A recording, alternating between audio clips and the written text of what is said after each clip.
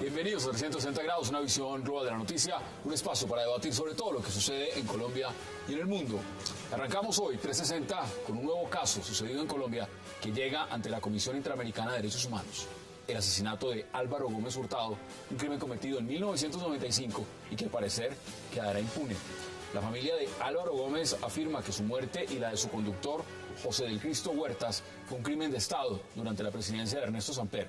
El expresidente Samper, a su vez, acusó a los Gómez de querer torcer la investigación y de solo buscar plata ante la CIDH. Hoy, 360, al caso Álvaro Gómez.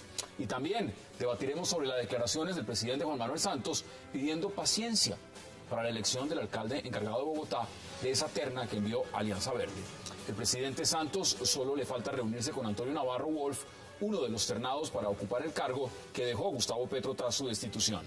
¿Qué sucede con el presidente Santos, Gustavo Petro y la alcaldía de Bogotá? Debate hoy en 360 y al cierre hablaremos de un nuevo paro agrario que se avecina en el país que iniciaría el próximo lunes 28 de abril. Diversos movimientos sociales y campesinos afirman que el gobierno no ha cumplido los acuerdos que se firmaron en las protestas de 2013. ¿Qué significa un paro de esta magnitud antes de las presidenciales en mayo? Hoy lo debatiremos en 360 y no se muevan, que ya en segundo le damos la bienvenida a nuestros invitados.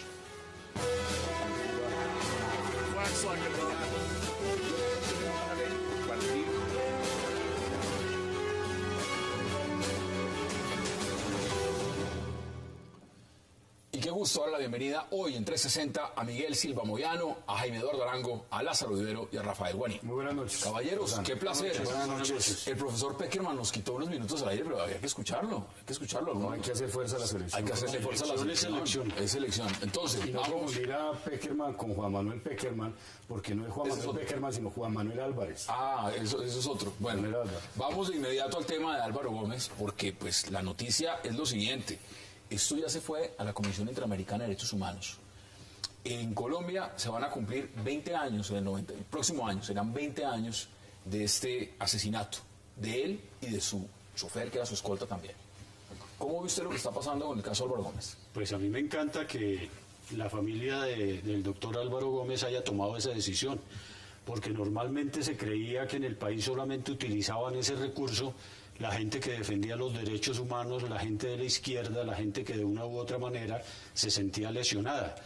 Ver una familia tan tradicional como la de los Gómez Hurtado y los Gómez Martínez, pues me parece excelente, porque para eso fue creada esa comisión. Justicia también, ¿no?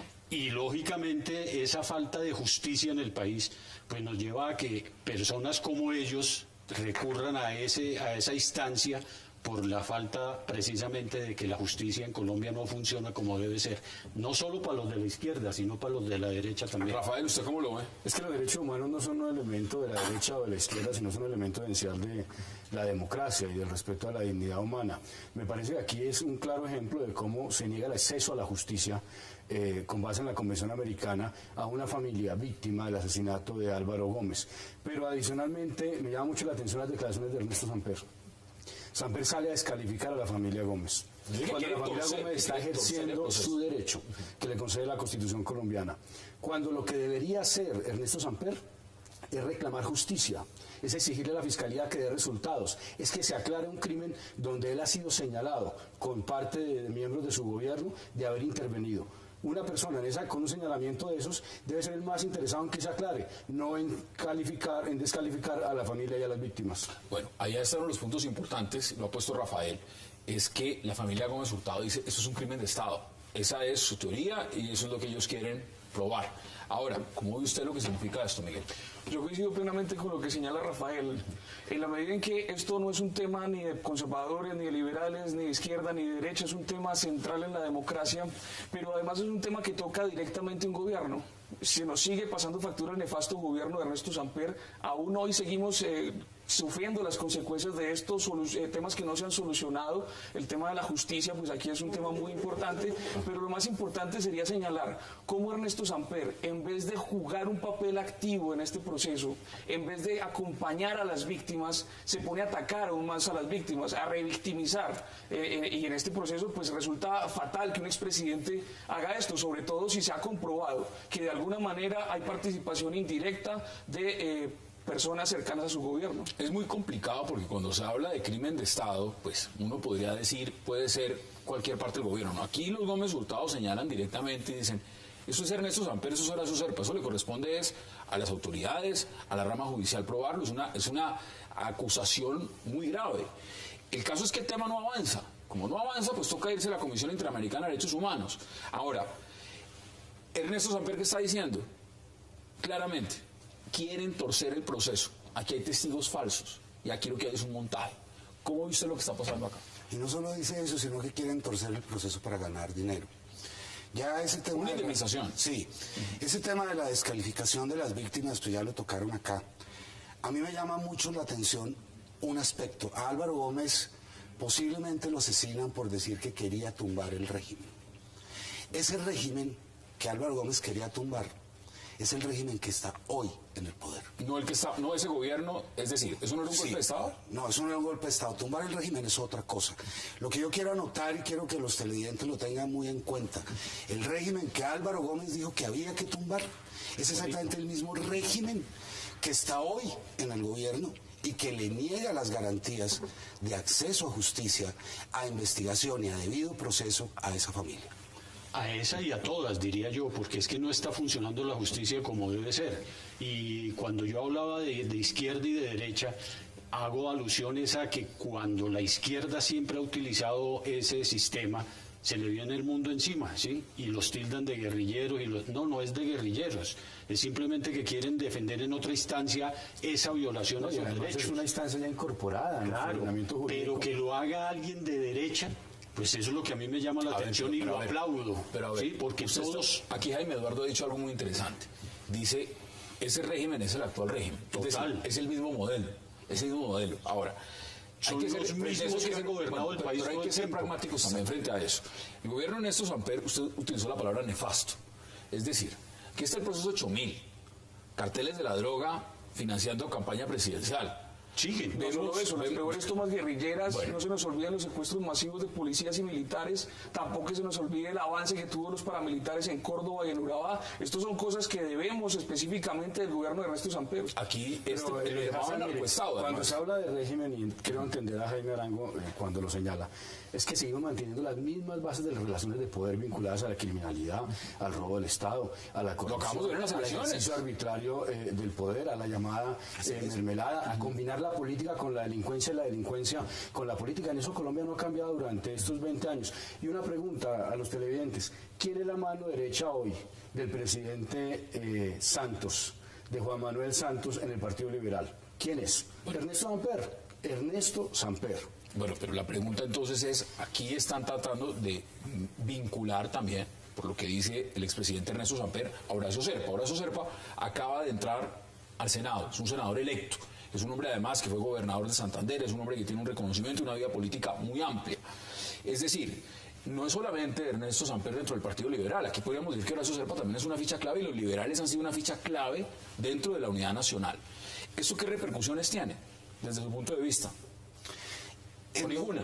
No, desde luego, el crimen de Álvaro Gómez nunca se ha podido esclarecer porque compromete por completo la legitimidad del régimen.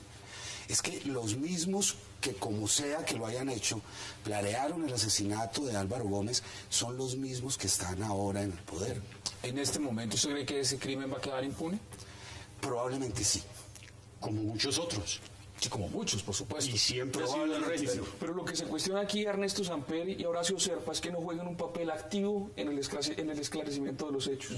no jueguen un papel activo en la defensa de las víctimas. Son personas que participaron directamente en un gobierno que tiene responsabilidad directa o indirecta en un crimen y están jugando a esconderse, a no dar la cara y por el contrario a no jugar un papel activo en el esclarecimiento de los hechos. Creo que eso es lo que de fondo se le cuestiona a Ernesto Samper y a Horacio Serpa, esa actitud de un poco agachada frente al asunto. Además, recuerde usted el contexto. ¿Cuáles son las conclusiones? Eso fue el 2 de noviembre del año 95. Así es. Tal vez 2 meses después es cuando habla finalmente Fernando Botero y dice que Samper sí sabía sobre el ingreso de platas al narcotráfico. Estamos en un periodo de mucha tensión. Se crea por allá una mano oscura que comienza a hacer atentados sexuales. Narcoestado, llamaban a Colombia en ese momento. Pero además era cierto. Bueno, narcoestado. Además era absolutamente... Era otro país. Cierto, era o era el mismo, país, no, el mismo, o era el mismo país. En algunas cosas... Están diciendo que es decir, no habían entrado. Yo diría que en los últimos años no han entrado ese volumen de plata ni tenemos un presidente de un cártel de narcotráfico como lo hubo en el año 94. Pero sí hay influencia del narcotráfico, de la mafia, de la delincuencia organizada en la política, obvio. Estamos viendo unos datos que da el general Palomino ahora de toneladas de cocaína capturadas en Cartagena. Es que el negocio del narcotráfico no ha parado y son los mismos. Mira lo que está pasando en Buenaventura. Llevamos 20 años y más hablando de lo mismo y el poder está en manos de todos ellos. Lo más preocupante es que llevamos 20 años hablando de una mano negra. Yo la última vez que estuve acá le planteé el tema a Hassan. ¿Cuál es la mano negra? El presidente, de hecho, esta semana se habló a decir que hay una mano negra en el país. ¿Cuál es esa mano negra? ¿Cuáles son los nombres de los señores de la mano negra? Eso no lo sabemos. No se sabe, es un título. Pero es la excusa perfecta para que los crímenes pasen por debajo y que no haya justicia en el país. ¿Conclusiones? Porque vamos a la pausa y vamos a hablar de Bogotá y de paro. El tema de la mano negra. El crimen de Álvaro Gómez Hurtado se pretendió justificar como si hubieran sido los amigos de Álvaro Gómez quienes lo mataron. Esa hipótesis se cayó por ¿Usted lo conocía de cerca, Álvaro Gómez? Más o menos. Bueno, entonces... Y esa misma hipótesis fue la que se planteó para justificar el atentado de Fernando Londoño. El régimen sigue utilizando los mismos argumentos. Bueno, esas son las posiciones. ¿Le quiere agregar algo, Rafael? No, está todo claro. Vamos a la pausa en 360, porque al regreso vamos a hablar de Bogotá, un tema que sigue muy caliente. Ya regresamos.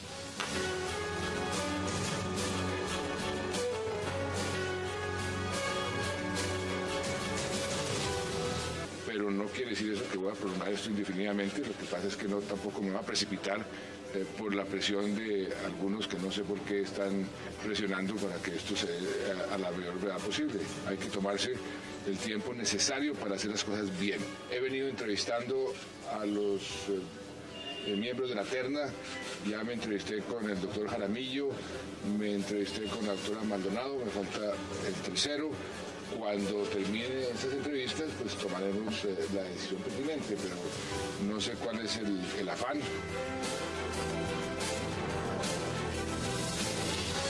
Regresamos a 360. Lázaro, no sé cuál es el afán. Paciencia, no hay afán. Pues yo siempre he dicho que para uno hablar y decir cosas de los demás debería ponerse en las botas de ellos, ¿sí? Para entenderlos. Y yo entiendo al presidente en ese sentido porque lo que menos le conviene a él ahora es nombrar alcalde, que siga Pardo ahí para poder lograr robarse unos boticos para ¿Eso la no le parece que reelección. Pardo lo está haciendo bien?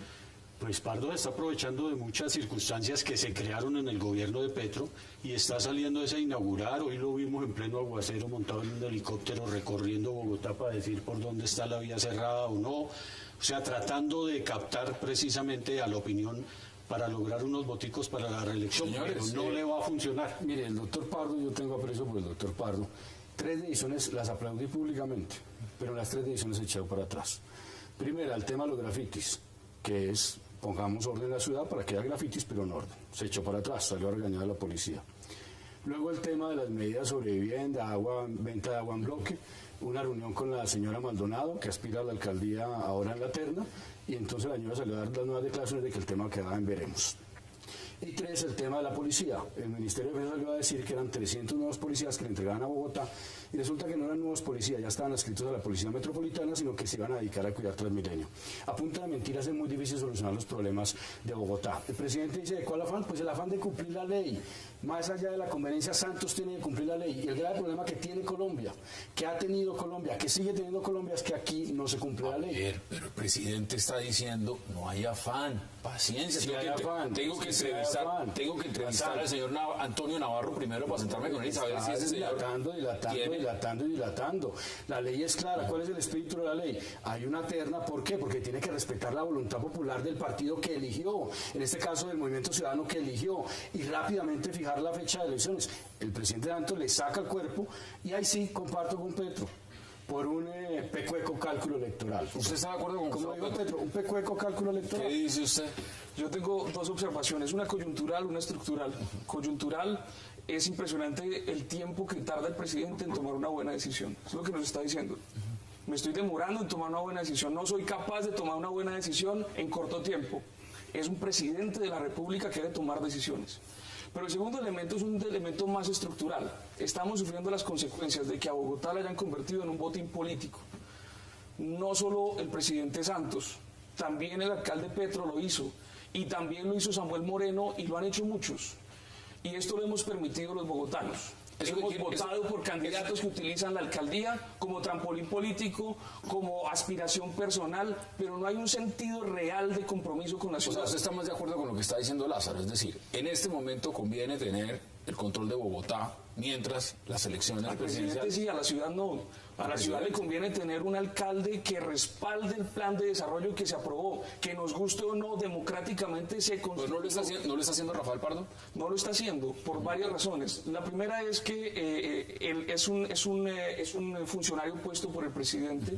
De alguna manera no interpreta realmente cuál es el espíritu que estaba en este plan de desarrollo, que para nosotros los críticos, de hecho, resulta bastante interesante ese plan de desarrollo. Es que lo interesante, por eso le pregunto a ustedes, porque fueron críticos, justamente la administración Petro. Ahora, ¿cómo ve usted el escenario?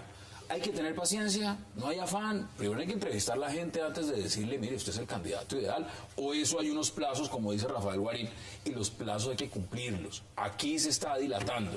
¿Qué piensa usted? Es más, no solo el plazo, sino que se debería cumplir antes de que los plazos se venzan. Hay afán y mucho, porque la situación hay que clarificarla. El presidente tiene la absoluta obligación de cumplir con los plazos de ley y ojalá la buena fe de cumplir con ellos antes de que se venzan. Pero ese es un punto formal.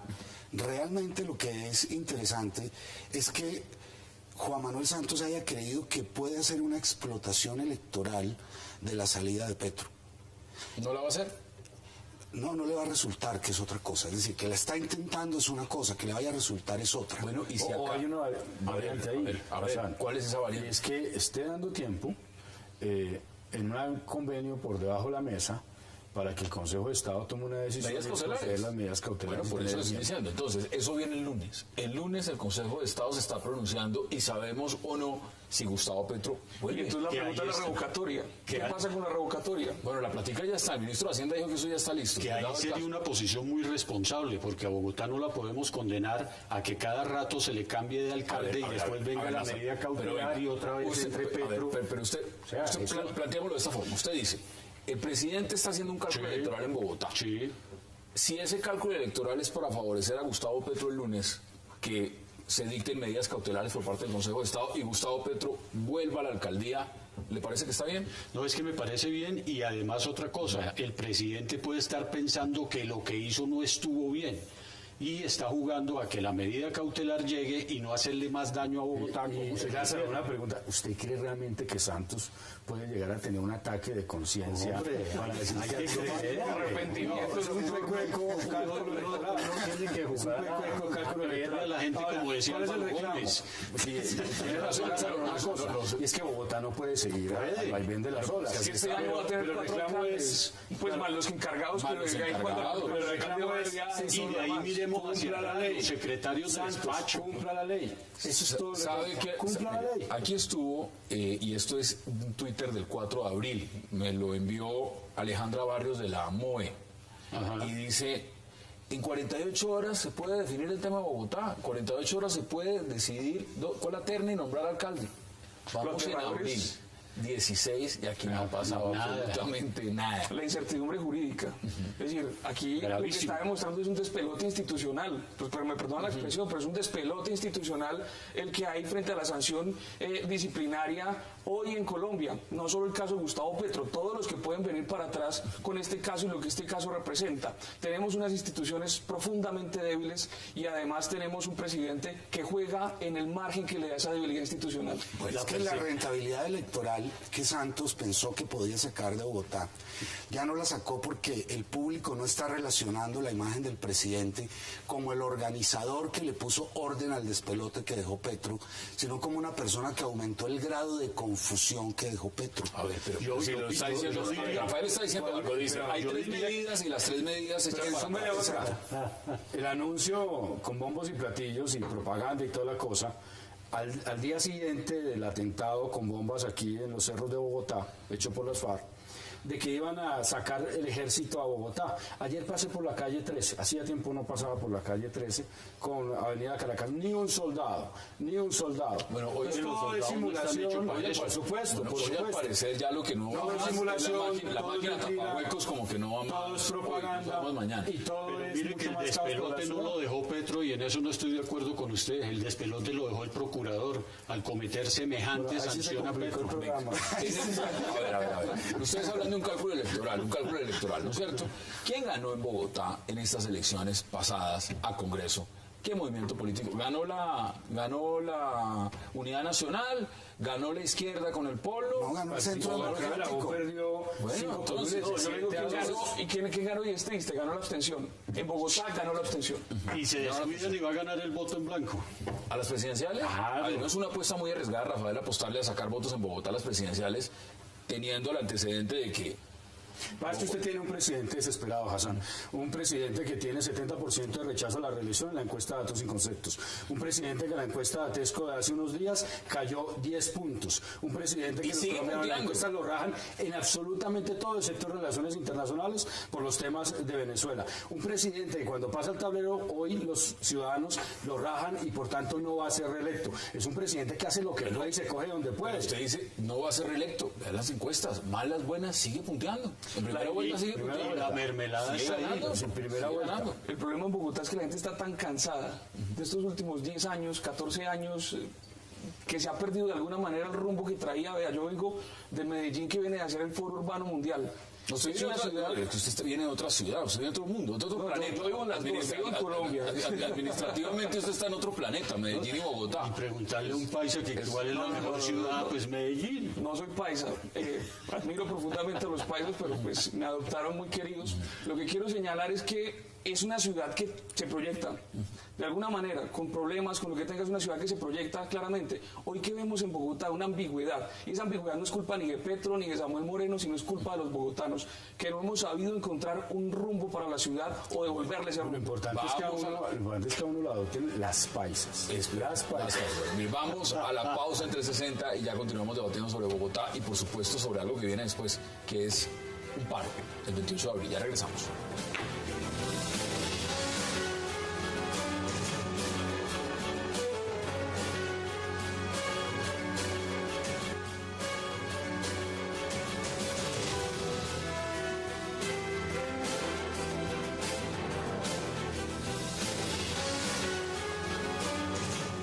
Regresamos a 360 hablando sobre Bogotá. Jaime Eduardo, mire, el presidente, lo repito, ha dicho no hay afán, hay que esperar. Hay un alcalde encargado. Desde el otro lado, la Alianza Verde dice, momento, sí hay afán, hay una terna, hay que nombrar a alguien. Y hay un tema fundamental. Elecciones atípicas, ¿quién podría ganarlas? Si las hay, eso a quién le conviene. Pero el otro, ¿y qué pasa si Gustavo Petro vuelve el lunes o el martes por medidas cautelares del Consejo de Estado? ¿Cuál de los escenarios le gusta más? Ojalá haya elecciones atípicas. Sería lo mejor para darle un cierre a la situación. ¿Cierre? ¿Usted sí cree que hay un cierre ahí? Claro, porque habría una nueva elección que ratificaría a quien quiera que quede. Y Y eso cerraría un capítulo y abriría un... ¿Lo ve igual? No, yo creo que el cierre definitivamente está en la revocatoria.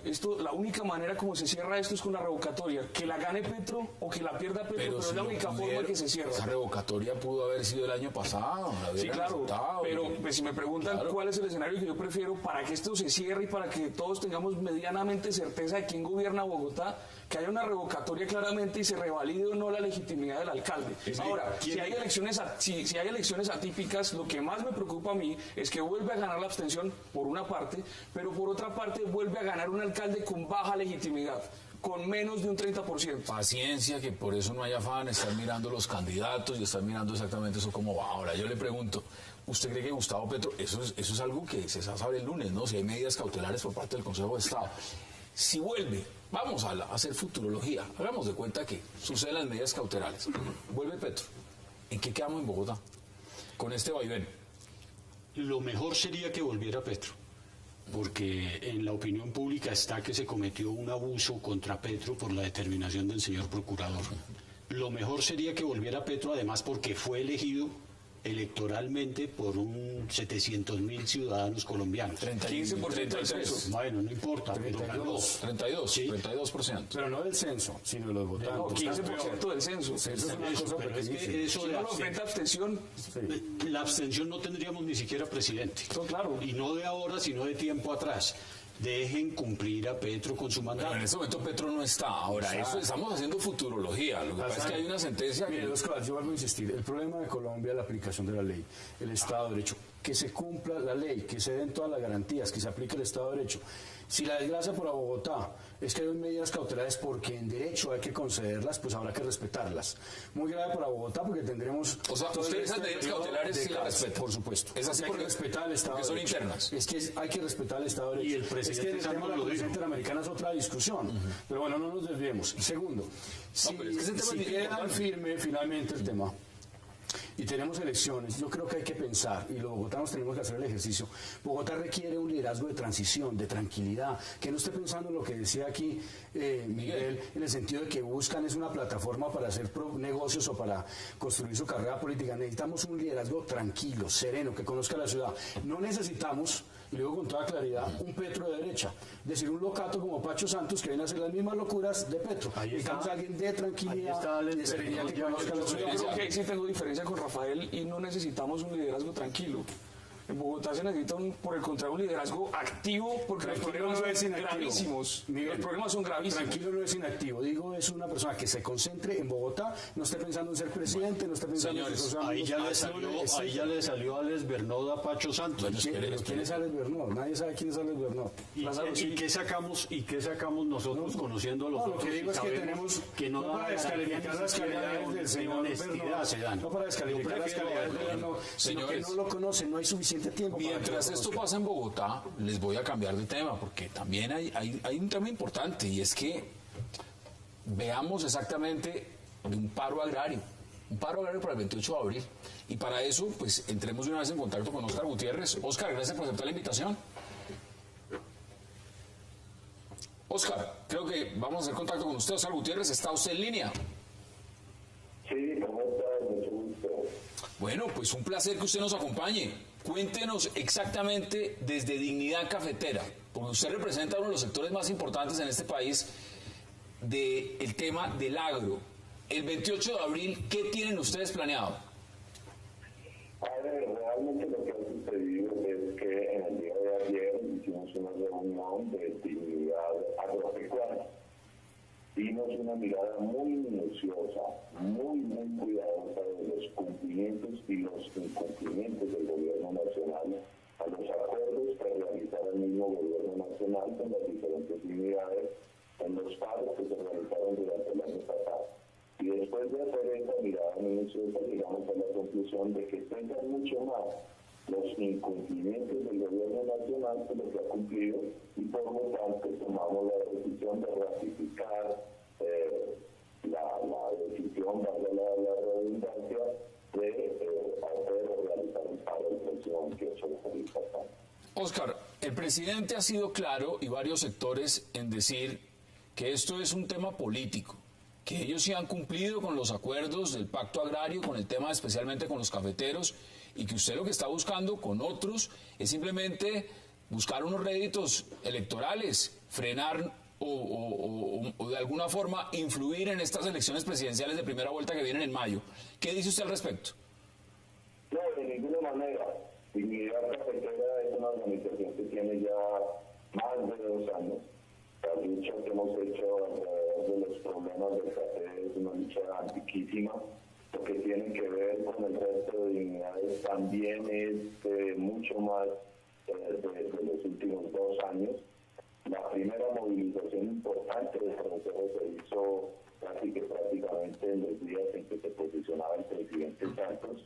O sea que realmente no nos deben enredar, ni nos deben inmiscuir, ni se debe relacionar esta lucha que viene haciendo el movimiento campesino, el movimiento de empresarios agrícolas, de productores, por encontrar una situación que permita realmente que se desarrolle una política pública que proteja la agricultura colombiana.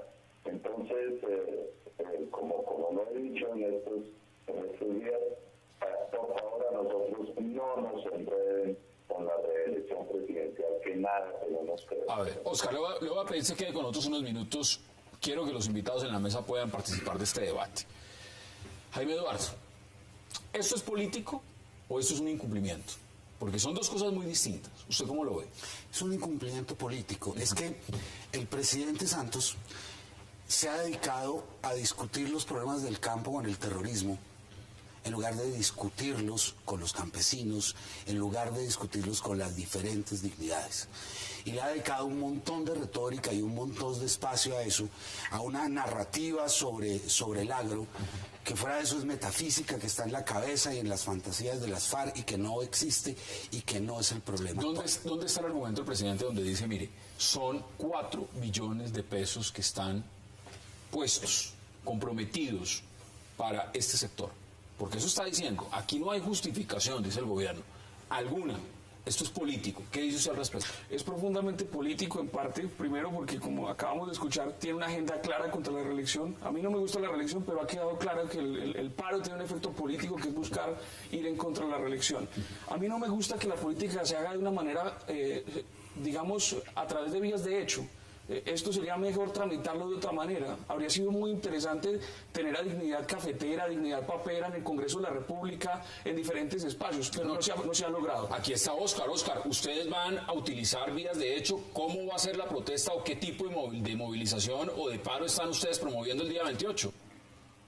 No, nosotros vamos a hacer una movilización que aspiramos a una movilización pacífica, democrática, una movilización civilizada. ¿Eso significa bloqueo de vías? No, yo lo que le he dicho a todos, porque así fue como lo acordamos en Dignidad Agropecuaria, y así lo estamos repitiendo todos los dirigentes de la organización, lo que vamos a realizar es en cada región una serie de movilizaciones que pueden ser desfiles, que pueden ser marchas, que pueden ser plantones, que pueden ser paradas en las carreteras, que pueden ser estar allí siempre, hacer sistemas de esclusas, de que pase, ¿cierto?, el que necesita pasar, etcétera. En una movilización que lo que está persiguiendo, y lo digo con toda claridad, no tiene nada que ver con la elección ni nada con el asunto, es que nos cumpla, que el gobierno cumpla lo que acordó con las diversas organizaciones agrarias que participamos de Dignidad Agropecuaria. Esa es la... Usted habla, Oscar, usted ha hablado de 130.000 millones de pesos se le estarían, pues no se les habrían entregado en este momento a productores de café, pero vamos a ampliar. Rafael, ¿esto qué significa? Porque el paro del 2013, no estoy mal, septiembre, eso en las encuestas tuvo un reflejo impresionante. Usted sabe lo que es un paro de esta magnitud, cuando no solamente un sector, sino varios sectores del agro haciendo un paro antes de la primera vuelta presidencial. Pues por supuesto que eso lo saben perfectamente los organizadores del paro, pero pongamos esto en contexto. Presidente Santos, frente al paro agrario el año pasado, dijo que estaban vinculadas la marcha patriótica. Ministro de la Defensa el año pasado, frente al paro agrario, habló de marcha patriótica e hizo referencia también a las FARC. Operación Andrómeda, Información revelada en un medio de comunicación sobre contenido de interceptaciones. Comunicación de Timochenko con los cabecillas de las FARC que están en La Habana. Referencia específica al paro agrario y la movilización.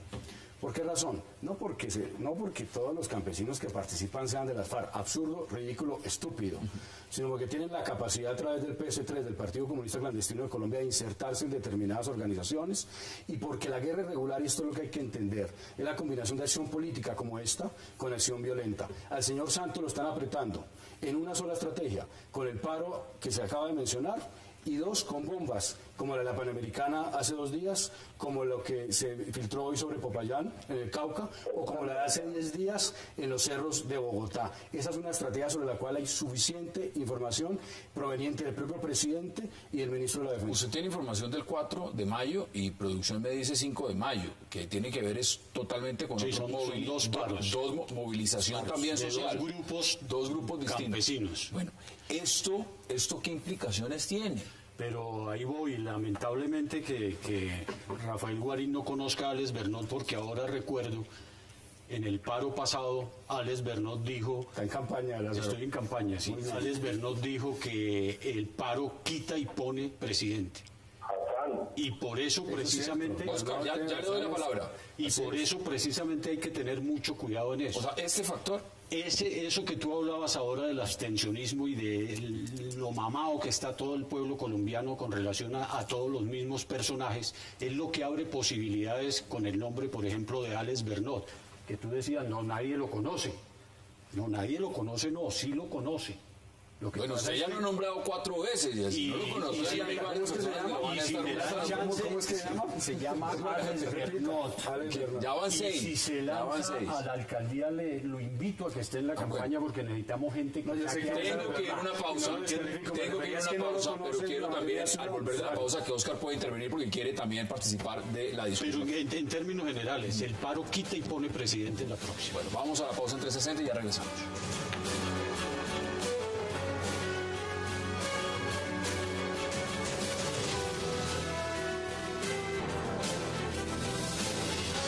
Regresamos a 360. Oscar, le doy la palabra porque mucho se dijo en esta parte, en este bloque anterior en la mesa. ¿Qué dice usted al respecto de lo que estaba diciendo Lázaro Vivero? Quiero decirle varias cosas al señor y varias cosas de la opinión pública. Lo primero es que es inaceptable que intenten confundir un movimiento como el de las dignidades del adversario, que siempre ha sido claro en la condena a la violencia, al terrorismo, a los métodos alejados de la civilización, a los métodos alejados de lo que tiene que ver con la democracia, y es inaceptable que intenten confundirnos con las FARC o con cualquiera de esas organizaciones que tanto daño le han hecho a Colombia. Eso es absolutamente inaceptable. Lo segundo que me quiero decir es que este movimiento tiene muchos días, no nació ayer. El presidente de la República llevaba escasamente 1 año en la presidencia, cuando nosotros planteamos una cantidad de temas a la opinión pública nacional y al país sobre cuál debe ser el futuro del agro colombiano. ¿Hay agricultura, se podrá hacer agricultura en Colombia, sí o no? Esa es la gran discusión que tenemos en el país. Bueno, pero ustedes también llevan anunciando este paro. Agricultores, el país va a dejar que se haga agricultura, el país va a proteger su trabajo nacional, el país va a proteger la producción agrícola colombiana, se va a proteger los renglones agrícolas en los que el país puede generar un empleo, un trabajo, ayudar a alimentar a una gente. O por el contrario, vamos a destruir todo el agro nacional. Bueno, a ver, Oscar, es que la pregunta también es muy puntual y aquí le está diciendo justamente Miguel Silva se lo plantea. ¿Por qué hacerlo ahora y no después de las elecciones? Ahora, Rafael, ¿eso tiene sentido? Mire, es que hay que saber distinguir y hay que tener cuidado en las afirmaciones y medir su alcance. Por supuesto que hay razones para ir a un paro. Por supuesto que el gobierno ha incumplido, por supuesto que el gobierno ha preferido negociar los temas del campo con los terroristas más que con los campesinos. Pero también hay TLCs y demás. Sí, pero Eso es una cosa, y otra cosa es el cálculo político que hacen algunas personas vinculadas al Partido Comunista Clandestino, que están metidas en esa organización, que no son la organización, pero sí tienen capacidad de influencia y que generan situaciones como, por ejemplo, la que ocurrió en Catatumbo el año pasado, que hicieron finalmente al gobierno Santos un acuerdo que no conocemos y que tiene implicaciones serias para la seguridad nacional. Pero no creo que son los únicos. También diferentes fuerzas políticas que están interesadas en que el presidente no se reelija están apostándole a esto. Han apoyado. Es preferible derrotar al mal gobierno de Santos en las urnas jugando limpio, no con un paro ni perjudicando más a los campesinos. Yo me pregunto, ¿qué va a pasar con un campesino, un área rural alejada, cuando vaya a un centro urbano a buscar servicios de salud especializados? Esta observación, Miguel, mire, mi censura es por la mano oscura de las FARC metida ahí, pero los campesinos tienen todo el derecho. Si el presidente les incumplió y el presidente aspira a la reelección, pues hay que cobrarle al presidente. Pero que digan que es para tumbar al presidente. Yo quiero hacer una observación de algo que me parece muy interesante de este paro que viene y del pasado, y es que por primera vez en Colombia se movió desde un punto de vista de agitación política la clase media rural, que es un movimiento estrictamente conservador de fondo, no de partido, sino en su naturaleza, en su manera de ser. Se trata de pequeños propietarios, emprendedores con iniciativa, bancarizados, que tienen una serie de obligaciones y que no son parte de un sistema que no son parte de un sistema contestatario y que están quebrados por la ineptitud del gobierno para ser capaz de hacer respetar el mercado y los canales de distribución. Pero eso no es nuevo. Aquí se han firmado tratados de libre comercio, aquí ha estado el senador Robledo, aquí se han planteado claramente desde varias posiciones por qué el agro colombiano está como está. Ha existido una política agraria y se lo voy preguntando también por una razón. Muchos dicen, esto ha estado en manos del Partido Conservador, ese ministerio, desde hace muchísimo tiempo. Y la pregunta es si el doctor Juan Camilo Restrepo, si el doctor Estupiñán y hoy en día el doctor Lizarralde, actual ministro, han hecho un buen trabajo en esa cartera o no. Eso es un fracaso total y volvemos al tema de Álvaro Gómez. Yo me acuerdo cuando lo atacaban con el desarrollismo. ¿Se acuerda que él lo que decía era recuperemos el agro del año 70? Y de eso no ha sucedido absolutamente nada. Aquí llegó el nuevo liberalismo, el nuevo liberalismo no. Llegó Gaviria con el neoliberalismo y acabó con todo industrialismo. Claro. Y si hablamos de campaña, pues yo me cuestiono en este momento por qué Santos, el presidente, coge a sus negociadores de La Habana y los va a hacer dar una gira por todo el país explicando el tema de La Habana. Seguro que el fracaso no tiene que ver con el Ministerio de Agricultura concretamente. El desarrollo del campo no depende de un ministerio. Claro, depende del Ministerio de Transporte, depende del Ministerio de Comunicaciones, pero fundamentalmente depende de conciencias. Pasa como con los temas de institucionalización del territorio. Es que a ningún gobierno realmente le importa. No sé si tenemos a Óscar en la línea. Si lo tenemos, en este momento vamos a tratar de volver a hacer contacto con él, porque es importante preguntarles directamente a ellos cómo les ha ido en la mesa de negociación. Usted lo está planteando pues con el gobierno. Y cuando se sienta a negociar aquí no solamente es con el ministro de Agricultura, también está el ministro de Hacienda, que es el que tiene que girar los fondos. Y vuelvo y digo, el gobierno ha dicho inversiones superiores a 4 billones de pesos para el agro comprometidos. Aquí no hay por qué hacer paro. Volvemos a la misma pregunta y empezamos a redondear. Pero si analizamos, Hassan, perdóname, el caso concreto de la costa Caribe. Sí, allá ya no se siembra yuca, ya no se siembra algodón, ya no se siembra... Ahora todo es palma. Entonces, ¿en qué quedaron los campesinos? No solo eso, en Colombia siguen existiendo muchos municipios a los que no se puede llegar por tierra, por ejemplo. ¿Qué pasa con estos campesinos que no pueden sacar sus productos al mercado? Pero si acá, este es el país del realismo mágico. Aquí se firma la Alianza Pacífico y la capital de la Alianza Pacífico no le puede mostrar a los presidentes. No, se hace en Cartagena. Entonces, no se puede llegar a las casas de Pique, espere. En este momento, Óscar, me gustaría preguntarle cómo le ha ido usted en las conversaciones que han tenido con el gobierno. Y con el gobierno me refiero con el ministro Lizarralde, al frente de la cartera de Agricultura, con el ministro Cárdenas en Hacienda. ¿Cómo le ha ido usted con los ministros? Lo más grave de todo, Hassan, es que el gobierno nacional tiene la plata, porque se aprobó una plata muy importante para... Tiene los mecanismos para resolver los problemas que le estamos pidiendo que resuelva. Puede pagarle a la gente del café, por ejemplo, lo que le debe del año pasado, que son cerca de 130.000 millones de pesos, que tiene quebrado a muchos productores. Puede resolver a través de políticas públicas que se implementen, por ejemplo, la siembra de cereales en el país, que es parte de los compromisos que hiciera con la gente en Tunja. Puede hacer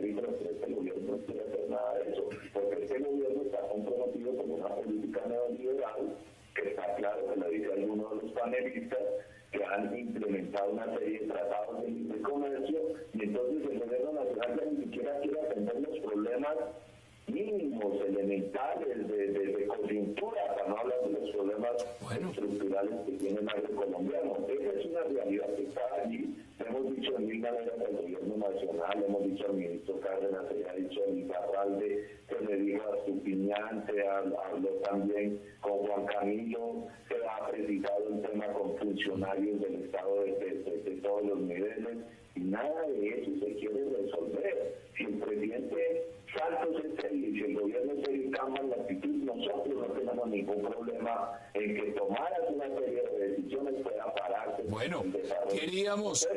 Pero si el gobierno nacional no toma ninguna decisión y quiere engañar a la gente, y quiere engañar al campo, y quiere decirle una plata, pues eso es lo que la gente va a protestar. Entonces, bueno, ustedes, Oscar, queríamos escucharlos de primera mano, además porque esto, como el anterior, son paros anunciados, y anunciados con tiempo. Esto no es de la noche a la mañana que vinieron a decir, es que nos vamos a paro en 8 días. No, esto está anunciado hace meses. Gracias por habernos acompañado, un verdadero placer. Desde el 30 de enero anunciamos eso. Desde el 30 de enero anunciaron que se van a paro el 28 de abril.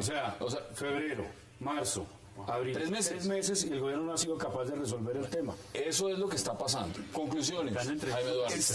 Este gobierno, que es uno de los gobiernos más reaccionarios de la historia, supermercantilista, que favorece grupos de amigos y de interés relacionados con caña o palma, lo cual no está mal, pero lo hace en detrimento de las clases medias rurales crecientes y las está quebrando. Y por eso me parece bien que se vayan a la calle y le cobren electoralmente eso. Ojalá y ese paro tenga el efecto esperado de que arruine la reelección de Juan Manuel Santos. ¿Usted lo ve de la misma forma? Voto en blanco. ¿Usted va por el voto en Sí, blanco? claro, si no hay con quién. Son los mismos que hablábamos ahora. Desde hace 20 años con Álvaro Gómez, el asesinato de Álvaro Gómez, son los mismos que están ahí. Votemos en blanco. Tranquilo, hombre. El tal paro no existe. O le decimos a Alex Bernot. A ver, El tal paro no existe. acuérdense, el 28 hay paro y el 4 y el 5 El tal paro no también. existe. Rafael, pero... Eso se inventa los medios de comunicación. El tal paro no existe. ¿Usted cree que el 28 no va a haber paro? Por supuesto que va a Hay haber un paro. Lo que pasa es que para el presidente el tal paro no existe. ¿Cuáles son sus conclusiones? Pasan dos cosas. La primera, que haya paro si es legítimo, pero después de las elecciones, que el juego democrático se haga sobre la mesa y con reglas claras. Y segundo, en Colombia la coca sigue siendo más rentable por el precio de los agroinsumos que requiere la coca y el transporte. Lo demás es mucho más caro. Señores, Miguel Silva Moyano, un verdadero placer. Jaime Eduardo Aranco, gracias por aceptar la invitación. Lázaro Ibero, que no sea la última vez. No, y Rafael Guardia, y siempre nos gracias. quedamos con la mitad de los comentarios. Y la próxima vez hablamos también de Peckerman, que cogió 10 minutos del programa. A ustedes gracias por acompañarnos y recuerden, repetición de este programa 11:30 de la noche. Hasta una próxima oportunidad.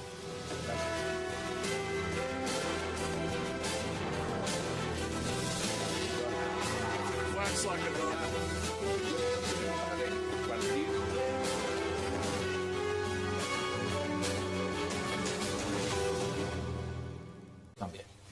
¿Cómo ve usted lo que está pasando con el caso Álvaro Gómez? Pues a mí me encanta que la familia del doctor Álvaro Gómez haya tomado esa decisión, porque normalmente se creía que en el país solamente utilizaban ese recurso la gente que defendía los derechos humanos, la gente de la izquierda, la gente que de una u otra manera se sentía lesionada.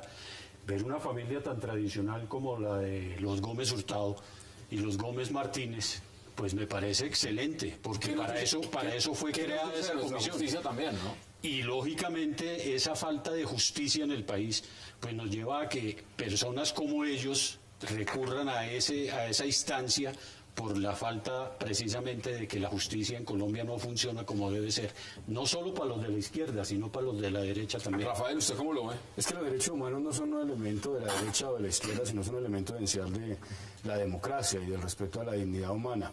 Me parece que aquí es un claro ejemplo de cómo se niega el acceso a la justicia con base en la Convención Americana a una familia víctima del asesinato de Álvaro Gómez. Pero adicionalmente me llama mucho la atención las declaraciones de Ernesto Samper. Samper sale a descalificar a la familia Gómez. Cuando la familia Gómez está ejerciendo su derecho que le concede la Constitución colombiana. Cuando lo que debería ser...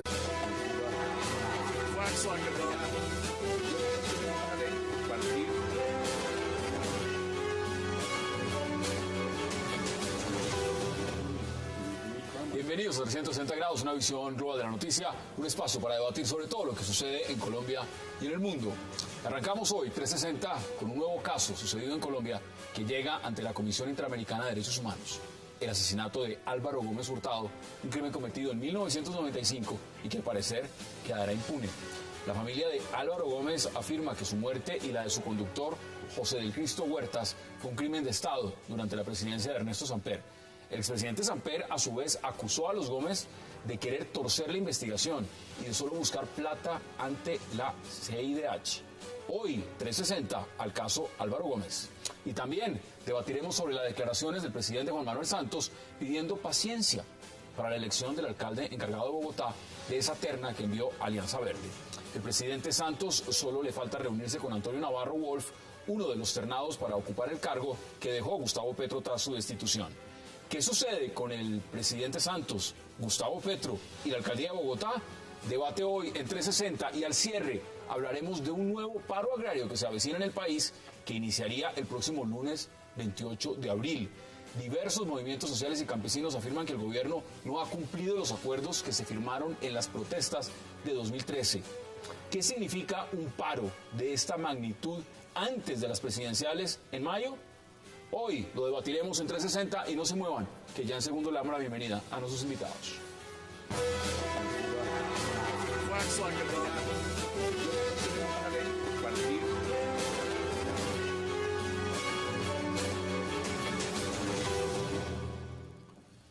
Y qué gusto dar la bienvenida hoy en 360 a Miguel Silva Moyano, a Jaime Eduardo Arango, a Lázaro Vivero y a Rafael Guanín. Muy buenas noches. Caballeros, qué placer. Buenas noches. El profesor Peckerman nos quitó unos minutos al aire, pero había que escucharlo.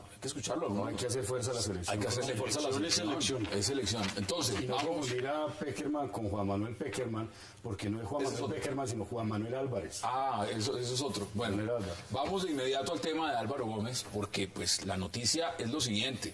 Esto ya se fue a la Comisión Interamericana de Derechos Humanos. En Colombia se van a cumplir 20 años, el próximo año serán 20 años de este asesinato, de él y de su chofer, que era su escolta. Ernesto Samper es reclamar justicia, es exigirle a la Fiscalía que dé resultados, es que se aclare un crimen donde él ha sido señalado con parte de miembros de su gobierno de haber intervenido. Una persona con un señalamiento de esos debe ser el más interesado en que se aclare, no en descalificar a la familia y a las víctimas. Bueno, allá están los puntos importantes, lo ha puesto Rafael, es que la familia Gómez Hurtado dice, esto es un crimen de Estado. Esa es su teoría y eso es lo que ellos quieren probar. Ahora, ¿cómo ve usted lo que significa esto, Miguel? Yo coincido plenamente con lo que señala Rafael. En la medida en que esto no es un tema ni de conservadores, ni de liberales, ni de izquierda, ni de derecha, es un tema central en la democracia, pero además es un tema que toca directamente un gobierno. Se nos sigue pasando factura el nefasto gobierno de Ernesto Samper. Aún hoy seguimos sufriendo las consecuencias de estos temas que no se han solucionado. El tema de la justicia, pues aquí es un tema muy importante, pero lo más importante sería señalar cómo Ernesto Samper, en vez de jugar un papel activo en este proceso, en vez de acompañar a las víctimas, se pone a atacar aún más a las víctimas, a revictimizar. Y en este proceso, pues resulta fatal que un expresidente haga esto, sobre todo si se ha comprobado que de alguna manera hay participación indirecta de personas cercanas a su gobierno. Es muy complicado porque cuando se habla de crimen de Estado, pues uno podría decir, puede ser cualquier parte del gobierno. ¿No? Aquí los Gómez Hurtado señalan directamente y dicen, eso es Ernesto Samper, eso era su serpa, eso le corresponde es a las autoridades, a la rama judicial probarlo, es una acusación muy grave. El caso es que el tema no avanza. Como no avanza, pues toca irse a la Comisión Interamericana de Derechos Humanos. Ahora, Ernesto Samper, ¿qué está diciendo? Claramente, quieren torcer el proceso. Aquí hay testigos falsos y aquí lo que hay es un montaje. ¿Cómo ve usted lo que está pasando acá? Y no solo dice eso, sino que quieren torcer el proceso para ganar dinero. Ya ese tema una indemnización. Sí, ese tema de la descalificación de las víctimas, pues ya lo tocaron acá. A mí me llama mucho la atención un aspecto. A Álvaro Gómez posiblemente lo asesinan por decir que quería tumbar el régimen. Ese régimen que Álvaro Gómez quería tumbar es el régimen que está hoy en el poder. No el que está, no ese gobierno, es decir, ¿eso no era un golpe de Estado? No, eso no era un golpe de Estado. Tumbar el régimen es otra cosa. Lo que yo quiero anotar y quiero que los televidentes lo tengan muy en cuenta, el régimen que Álvaro Gómez dijo que había que tumbar es exactamente el mismo régimen que está hoy en el gobierno y que le niega las garantías de acceso